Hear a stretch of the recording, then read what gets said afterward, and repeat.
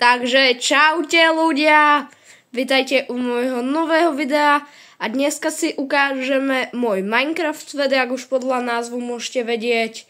Takže nebudem to nejako obkecávať a poďme si ho rovno ukázať. Začíname tu na v jaskinke, áno. Tu máme takúto hornú pôdu a takto tu už máme pár ľudí, čo tu ťažia, jak vidíte. Áno, tu je aj skrytý diamant. Tu potom je Alex, ktorá bojuje so skeletonom. A tu je skrytá čestka. Určite ako Minecraft poznáte, lebo je to dosť populárne. A tu pokračujeme. Tu máme vlastne takéto sadeničky. A vám villager, farmár, jasne, že? Nám ich tu nasadí a presaduje. Tu nám mu pomáha jeho kamarát, dobrý pán včelár. Áno.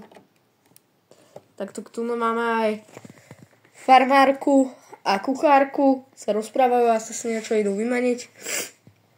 Tu je včielka schovaná a ešte aj tu v korune stromu.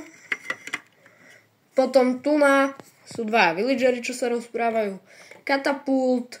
To vlastne takto preletí to tečko sem a tu ho odpália, aby sa im ľahšie ťažilo. Tu sú ninjovia s ich krásnym chrámom, v ktorom som mimochodom aj ja. Ja vám to rada aj ukážem. Tu ja spím. A ideme ďalej. Potom tu máme takéto nahnevané včely, ktoré by ste určite nechceli, aby na vás zaútočili. Potom stromček. Taký gunshopík tu máme aj. Áno, jak môžete už vidieť. Krásny.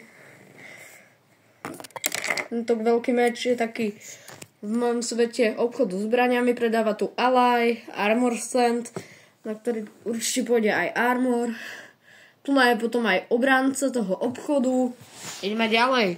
Toto je ulička mobov, áno. Tu sa pripravujú na noc, aby mohli útočiť. No teraz mi sekundu dajte a ja vám aj ukážem tu niečo iné. Mám to musím z inej strany. Aha. Tuto je veľký zámok, tu na pána Yetiho s takouto skalou, v ktorej je baráčik. Takže ďakujem za sledovanie tohoto videa a budem rád, keď ma podporíte lajkom a odberom a zatiaľ čau.